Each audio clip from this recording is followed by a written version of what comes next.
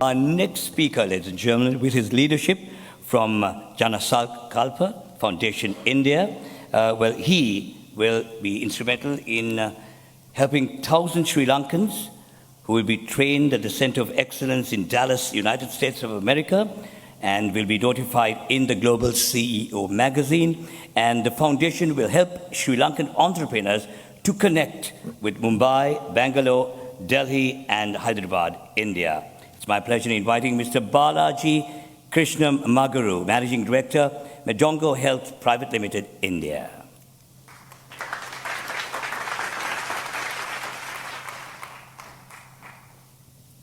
I was supposed to be here to brag about my success through the turbulent times. But when I started looking at the speakers, and in the last 30 minutes, I could able to see a lot of dots which I could able to connect. Now, what is turbulence? What is turbulence at a personal level, at a society level, at a planetary level? How is that we can lead and take people out of turbulence and get to normal? Then I tried to quickly see how Sri Lanka went through, right from the day when I first visited in 2002 to till date. Pre-war, war, post-war, economic growth,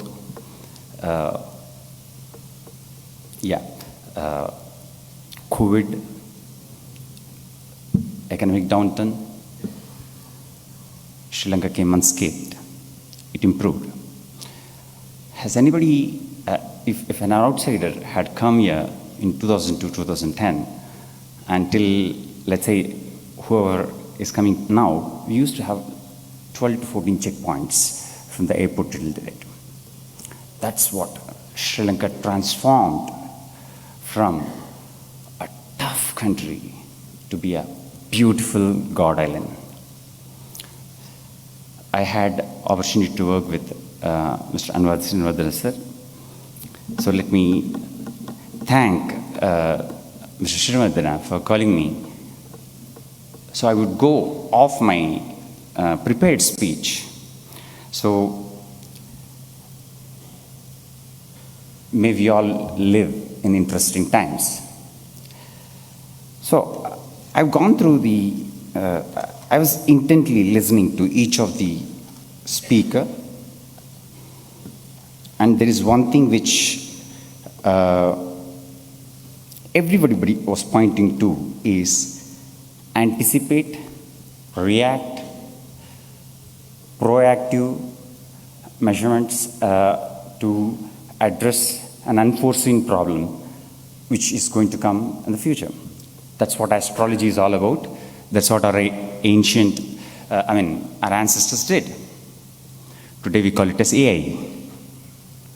Now, we collect data, we put the data and give probability of a certain event to happen or not. Why do I talk about astrology to data analytics and artificial intelligence? We are in very interesting times. The discovery of fire, farming, invention of wheel, steam engines, mobile took us to a level. But a paper in 2017 and the products which is coming out in 22 and 23 are going to be the turning point and accelerated growth for human society as a whole.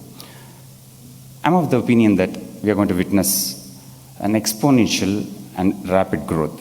What we need to do is, and we can see a lot of turbulence, imbalances, disparity in between haves and have-nots. How is that we can prepare for future? Obviously, a lot of people will say that policy, regulation, I'll leave that to the politicians. But each one of us can do at an individual level. Now, Mr. Prakash, Antonio spoke about reshaping. Timira spoke about shipping. Christopher Lee spoke about artificial intelligence and data. Hajara, very interesting. I didn't expect the dharmic words she used in her speech. Fantastic. I was expecting from somebody from Sri Lanka or India to use these words. Like, so now I understand that knowledge, dharma, is not specific to India and Sri Lanka. If Hazara can pick up and put her in her speech, and the way she handled lockdown and how she handled her employees, astounding. Is the intent. You are not prepared. Turbulence is not an exception, it's a norm. So, as a leader, you have to be ready to act at any given point of time. Now, another most interesting thing, Mr. Kandaratna spoke about tea industry. While I was looking at his personal experience, let's see the collective wisdom of the tea industry of 125 years. Dismantled on 18th March 2020. Online auction started on 1st April 2020, going live in the next 5 days. That's leadership. Turbulence, finding a way out, and dismantling what you learned for 125 years, and that too at that age. So what I say, ladies and gentlemen, I won't take much time. Turbulence is not exception, it's a norm. As leaders, we have to be ready at any given point of time to help society take them back to the normal path. So I'm sorry I've deviated from my prepared speech, but anyway, we from Jansankal, which is headquartered in Dallas, US, wanted to train 1,000 Sri Lankans, both in US and Sri Lanka, to upskill them in different sectors, and we are doing it free of cost. I shouldn't say free of cost, with no charge. Second, we would want to connect any Sri Lankan startup to startups or even the organizations back in Bangalore, Mumbai, and Delhi, where we are well entrenched. Now, my success story. I started as an engineer, which is supposed to be in my actual speech. I started as an engineer for Fujitsu way back in early 20s. Katsuki-san is here. So I was trained by none other than Shinzagawa-san of quality head of Fujitsu. Now, I've seen what a calamity is, what turbulence is in Japan more than anywhere else. Now, from there, I used to create devices, ecosystem around devices, and solve a particular problem.